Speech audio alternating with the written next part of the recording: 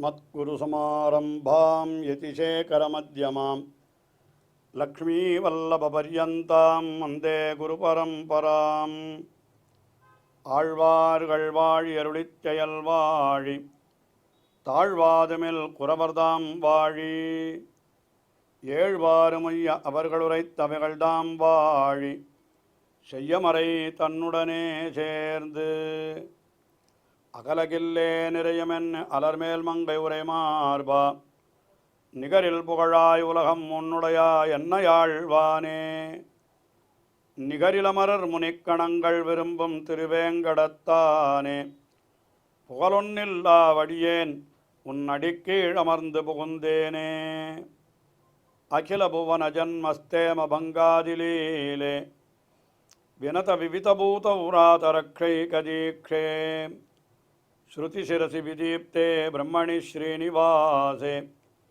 பவது மம பரஸ்மின் சேமுழி பக்திரூபா श्रीमान् वेंकटनाथार्य कवितार्किककेसरी वेदान्ताचार्यवर्यो मे सन्निधत्तां सदा हृदि श्री महालक्ष्मिயான பெரிய பிராட்டியாரை குறித்து வேதாந்த தேசிகன் அருளி செய்த ஸ்ரீஸ்துதி என்கிற ஸ்தோத்திரம். அதிலே 18வது ஸ்லோகத்தை இன்றைய தினம் முதலிலே அனுபவிக்கிறோம். இந்த ஸ்தோத்திரத்திலே பிராட்டியினுடைய பல்வேறு பெருமைகளை எல்லாம் விரிவாக அருளி செய்கின்ற வேதாந்த தேசிகன் இந்த 18வது ஸ்லோகத்திலே மோட்சத்தை பெறுவதற்கும் பிராட்டியினுடைய அருள் இன்றியமையாதது, அவளுடைய அருளாலே எல்லா விதமான நன்மைகளையும் ஒருத்தர் பெறுகிறார், படிப்படியாக அவர்களுக்கு எல்லாம் கிடைக்கிறது, மோட்சத்தையும் பிராட்டியினுடைய அருளாலே தான் பெற வேணும் என்பதாக இந்த ஸ்லோகத்திலே நமக்கு காட்டி அருளுகிறார்.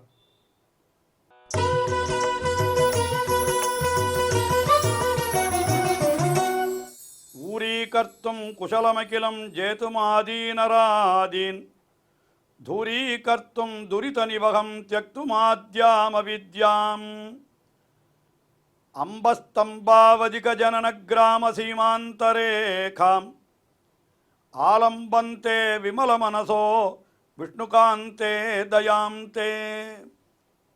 விஷ்ணுகாந்தே ஸ்ரீ மகாவிஷ்ணுனுடைய அந்த திருவுள்ளத்திற்கு மிக இனியவளே என்று அவளை சொல்லுகிறார். எம்பெருமானுடைய இல்ல திருவுள்ளத்திற்கு மிகவும் பிரியமானவள், அதனால் விஷ்ணுகாந்தே அவளை பார்த்து என்ன சொல்லுகிறார்? இப்படி உலகத்திலே இருப்பவர்கள் யாரவர்கள் என்னால் அவர்களை சொல்லுகிறார் குசலமனசா. குசலமனசா என்னால் என்ன?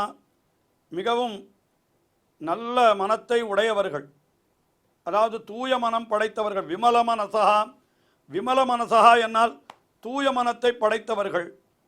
அவர்கள் என்ன பண்ணுகிறார்கள் என்னால் அகிலம் ஜேதும், இந்த உலகத்தில் இருக்கக்கூடிய எல்லா நன்மைகளையும் பெற வேணுமானாலும் அவர்கள் என்ன பண்ணுகிறார்கள்? தயாந்தே ஆலம்பந்தே, உன்னுடைய கருணையை அவர்கள் பற்றுக்கோடாக கொள்ளுகிறார்கள். எதற்கு என்னால் முதல்ல என்ன சொல்லுகிறார்? நன்மையை பெறுவதற்கு.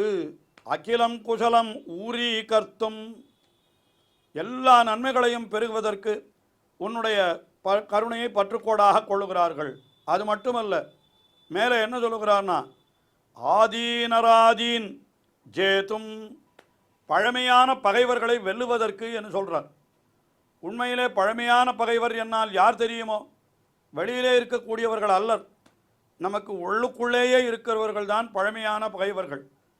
யார் என்றால் நம்முடைய இந்திரியம், மனசு, இதெல்லாம் நமக்கு பகைதான் செய்கின்றன, நமக்கு நன்மையே செய்வதில்லை, நமக்கு கெடுதலை விளைவிக்கின்றன. அப்படிப்பட்ட அந்த பகைவர்களான இந்திரியங்களை ஜெயிக்க வேணுமானால் அதற்கு யாருடைய அனுகிரகம் வேணும் என்னால் ஆதீனராதீன் ஜேதும் தயாந்தே ஆலபந்தே, உன்னுடைய கருணையை அவர்கள் பற்றுகிறார்கள் என்று இரண்டாவது சொன்னார். எல்லா நன்மைகளை பெறுவதற்கும் அந்த நம்முடைய பகைவர்களை ஒடுக்குவதற்கும். மூணாவது சொல்லுகிறார் அதற்கு மேலே துரிதநிவகம் தூரீகர்த்தும், இப்பொழுது நாம் பகைவர்களை ஒதுக்கிவிட்டாலும் கூட ஏற்கனவே நாம் செய்த பாபங்கள், எல்லையற்ற பாபங்கள், நமக்கு இருந்து கொண்டுதானே இருக்கிறது. அதற்கு என்ன செய்வது என்றால் அந்த பாபத்திரளை விலக்குவதற்கும் என்ன தேதயாமாலம்பந்தே உன்னுடைய அந்த கருணையைத்தான் எதிர்பார்த்திருக்கிறார்கள். அதற்கு மேலே ஆத்யாம் அவித்யாம் தியக்தும் இந்த பாபங்களெல்லாம் நம்மை விட்டு விலகினால் அடுத்த கணம் என்னாகும்? நமக்கு இந்த பிரகிருதி சம்பந்தம், அதாவது இந்த உலக தொடர்பு, அது நம்மை விட்டு அகன்றுவிடும். அதற்கும் என்ன ஆத்யாம் அவித்யாம் தியக்தும், அதை விடுவதற்கும் கூட என்ன பண்ணுகிறார்கள் என்றால் உன்னுடைய கருணையைத்தான் அவர்கள் எதிர்பார்த்திருக்கிறார்கள். இந்த மூல பிரகிருதி சம்பந்தம் உலகியல் தொடர்பை விட்டுவிட்டால் அடுத்தபடி நமக்கு என்ன கிடைக்கும் என்று கேட்டால் ஸ்தம்பாவதிக ஜனனகிராம சீமாம் அந்தரேகாம் என்றார். அதாவது புற்பா முதலா புல்லெரும்பாதி ஒன்றின்றியே என்று ஆழ்வார் அருளி செய்தபடி நமக்கு பிறவிகள் எப்படி உண்டாகலாம்? நாம் செய்த புண்ணிய பாபங்களுக்கு சேர உயர்ந்த பிறவியோ தாழ்ந்த பிறவியோ கிடைக்கலாம். உயர்ந்த பிறவி என்னால் என்ன? ஒரு தேவ லோகத்தில் தேவனாய் பிறந்தால் அது உயர்ந்த பிறவி. மனுஷனாய் பிறந்தால் அதைவிட தாழ்ந்த பிறவி. அதையும் விட விலங்குகளாய் பறவைகளாய் திரியக்குகளாய் பிறந்தால் அது அதைவிட தாழ்ந்த பிறவி. இன்னும் மரஞ்செடி கொடி புல் முதலானவைகளாக பிறந்தால் எல்லாவற்றை விட அது தாழ்ந்த பிறவி என்று இப்படி சொல்லி இருக்கிறது சாஸ்திரங்களிலே. 4 விதமான உடல்: தேவ, மனுஷ்ய, திரியக்கு, ஸ்தாவரம் என்று. இதில் ஸ்தாவரம்தான் கடைசியாக சொல்லப்பட்டது. அந்த ஸ்தாவரத்திலேயும் கடைசியாக சொல்லப்படுவது எதுன்னா புல்லு. அதைத்தான் எடுத்தார் இந்த இடத்துல. ஸ்தம்பாவதிக ஜனனகிராம சீமா, துரும்பு வரையில் உள்ள பிறவிகளினுடைய தொகுதி இருக்கிறதே அதனுடைய எல்லைக்கு அந்தரேகாம் என்னால் அதற்கு முடிவு கட்டக்கூடிய கோடு, அதை அடைவதற்கும் தேதயாம் என்ன சொல்கிறார்? உன்னுடைய தயைத்தான் ஆலம்பந்தே. ஆஹா, அதாவது எல்லா விதமான நன்மையை பெருகிறதுக்கும் உன்னுடைய தயை. இந்த நம்முடைய பழமையான பகைவர்கள் இந்திரியங்கள் முதலானவற்றை அடக்குவதற்கும் உன்னுடைய கருணை தான் வேண்டும். அதே போல் நம்முடைய பாபங்களினுடைய திரள்களை விலக்குவதற்கும் உன்னுடைய கருணை தான் வேண்டும். நமக்கு தொடர்ந்து இருக்கக்கூடிய இந்த மூல பிரகிருதி உலக தொடர்பு இருக்கிறதே அதை நீக்குவதற்கும் பிராட்டியே உன்னுடைய கருணை தான் வேண்டும். அது மட்டுமல்ல, இதிலேருந்து ஆரம்பித்து பிரம்மாதி ஸ்தம்ப பர்யந்தம் என்று சொல்லப்பட்டபடி பிரம்மா முதல் கொண்டு புல் வரை இருக்கக்கூடிய பிறவிகளிலே எந்த பிறவியும் எனக்கு வேண்டாம், பரமபதத்திலே உனக்கு செய்யக்கூடிய தொண்டு அதைத்தான் செய்ய வேண்டும் என்று கேட்டால் அதற்கு முடிவு கட்டக்கூடிய அந்த விஷயமும் அந்த பிராட்டியினுடைய அனுகிரகத்தாலே தான் கிடைக்கும். ஆயினாலே இவற்றையெல்லாம் பிராட்டியே நீ எனக்கு கொடுத்தருள்வாயாக என்பது போல என்ன தெரிவிக்கிறார்? தூய மனத்தை உடையவர்கள் இப்படிப்பட்ட பயன்களுக்காக பிராட்டியினுடைய கிருபையையே பற்றுக்கோடாக பற்றுகிறார்கள் என்று இந்த ஸ்லோகத்திலே தெரிவித்து, எல்லா பயன்களும் பிராட்டியினுடைய அருளாலே புருஷகாரத்தாலே தான் உண்டாகிறது என்கிற அர்த்தத்தை காட்டினார். அதற்கு மேலே அடுத்தபடியாக 19வது ஸ்லோகம். இந்த 19வது ஸ்லோகத்தில் என்ன தெரிவிக்கிறார் என்றால், பிராட்டியும் பெருமானுமான சேர்த்தியிலே அவர்களுடைய ஆனந்தத்திற்காக எல்லா கைங்கரியங்களையும் செய்யப்பெறுபவனாக ஆக வேணும் என்கிற அர்த்தம்தான் துவயமந்திரத்தினுடைய அந்த 2வது வாக்கியத்தாலே தெரிவிக்கப்படுகிறது. ஸ்ரீமதே நாராயணாய நமஹ என்கிற அந்த வாக்கியத்திலே அந்த அர்த்தம்தான் தெரிவிக்கப்படுகிறது. கிட்டத்தட்ட அதே விஷயத்தை இந்த ஸ்லோகத்திலே 19வது ஸ்லோகத்திலே வெளியிடுகிறார் வேதாந்த தேசிகன்.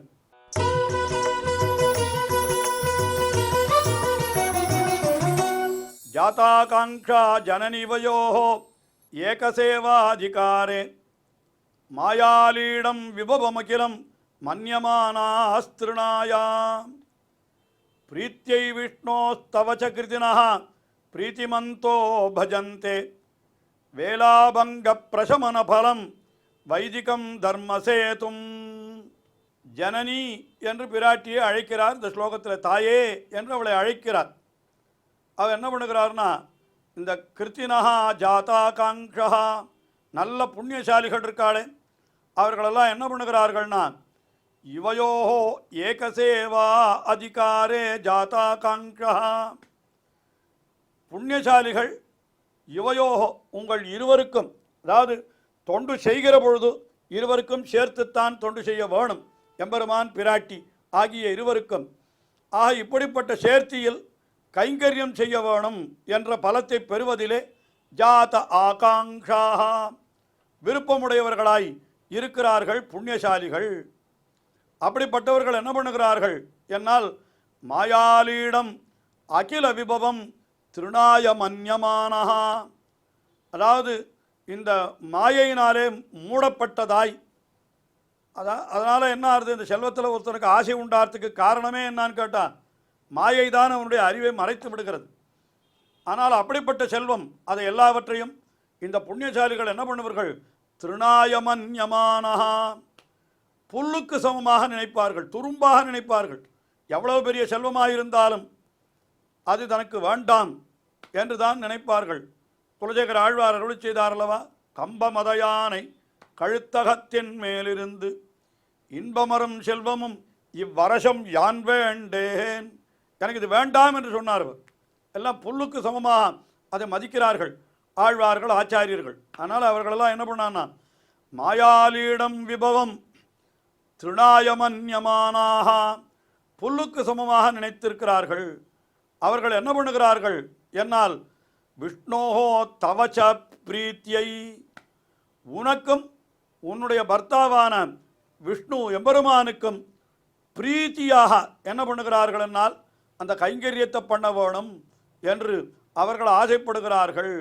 பிரீத்திமந்தோ பஜந்தே வேலாபங்க பிரசமன பலம் வைதிகம் தர்மசேதும், அதாவது அந்த கைங்கரியத்தை பண்ணுகிற பொழுது சில கட்டளைகளை மீறக்கூடாது. என்ன கட்டளை என்னால் சாஸ்திரத்திலே அவசியம் செய்துதான் தேர வேண்டும் என்று இவனுக்கு என்ன சொல்லப்பட்டிருக்கிறதோ அதாவது எப்படி அந்த சமுத்திரமானது கரையை மீறுவதில்லையோ அதுபோல வேதங்களிலே விதிக்கப்பட்ட தர்மமாகிற அணை அதை மீறக்கூடாது. அதை மீறாமல் இவர்கள் என்ன பண்ணுகிறார்கள் என்னால் பிரீத்திமந்தா பஜந்தே மகிழ்ச்சியை உடையவர்களாய் அந்த காரியத்தையும் செய்து வருகிறார்கள். அதாவது என்ன விஷயம் என்னால் எம்பெருமானியே சரணமாக பற்றி விட்டால் நமக்கு மோட்சம் நிச்சயம், அதில் ஒன்றும் சந்தேகமே இல்லை. அதுவும் ஒரு ஆச்சாரியனை முன்னிட்டு கொண்டு எம்பெருமானை பற்றிவிட்டால் அந்த ஆச்சாரியனுடைய ஒரு கட்டாட்சத்தாலே, அவனுடைய புருஷகாரத்தாலே, அவனுடைய அனுகிரகத்தாலே நிச்சயம் நமக்கு மோட்சம் கிடைக்கும் என்பதிலே சந்தேகமில்லை. ஆனால் எப்பொழுது கிடைக்கும், இந்த உடல் என்றைக்கு கீழே விழுகிறதோ அன்றைக்கு கிடைக்கும். அப்போ விழுகிற வரை அவன் எப்படி இருக்க வேண்டும் என்று கேட்டால் அதுவரை அவன் எப்படி இருக்க வேண்டும், அந்த சாஸ்திரங்களிலே அவனுக்கு விதிக்கப்பட்ட கட்டளைகள் என்ன உண்டோ அதை தவறாமல் அவன் பின்பற்றி கொண்டு இருக்க வேண்டும் என்று, இதுதான் அவனுக்கு. இப்போ ஒரு அலுவலகம் என்று ஒன்று இருக்கிறது என்று வைத்துக் கொள்ளுங்கள். அந்த அலுவலகத்திலே ஒருத்தர் பணிபுரிகிறார். அவருக்கு இத்தனாம் தேதி ஓய்வு என்று சொல்லிவிட்டார்கள். அதாவது இன்னும் ஒரு மாதத்திலே அல்லது 2 மாதத்திலே அந்த பதவியிலிருந்து அவர் ஓய்வு பெற்றுவிட போகிறார் என்று சொல்லுகிறார்கள். ஆனால் இந்த ஓய்வு பெறுகிற வரை அந்த அலுவலகத்திற்கு உண்டான சட்டத்திட்டங்களை அவர் பின்பற்றித்தானே ஆக வேணும். நான் தான் ஓய்வு பெறப் போகிறேனே, எதற்காக எனக்கு சட்டம் என்று கேட்க முடியுமா? அந்த பதவியில் இருக்கிற வரைக்கும் அதற்கு உண்டான காரியத்தை அவன் செய்கிறான். அதுபோலத்தான் இங்கேயும் கூட நாம் எம்பெருமானை பற்றி விட்டோம், ஆச்சாரியனுக்கு முன்னிட்டு கொண்டு விட்டோம், நிச்சயமாக நமக்கு பேர் கிட்டத்தான் போகிறது. ஆனால் கிட்டுகிற வரை, அந்த சரீரத்தை விடுகிற வரை என்ன பண்ண வேண்டும், நாம் சட்டத்திட்டங்கள், நமக்கு சட்டத்திட்டம் எது என்றால் சாஸ்திரம்தான்.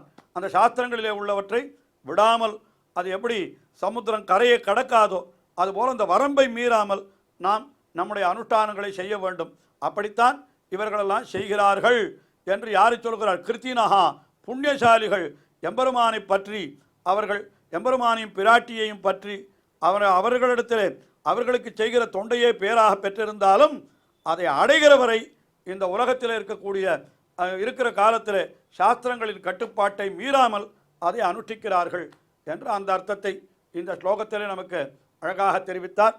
தொடர்ந்து அனுபவிப்போம். ஸ்ரீயக்காந்தாய கல்யாண நிதயேர்த்தினாம் ஸ்ரீவேங்கடநிவாசாய ஸ்ரீனிவாசாய மங்களம். ஸ்ரீமத் சுந்தர ஜாமாதிர் முனிமானசவாசினே சர்வலோக நிவாசாய ஸ்ரீனிவாசாய மங்களம்.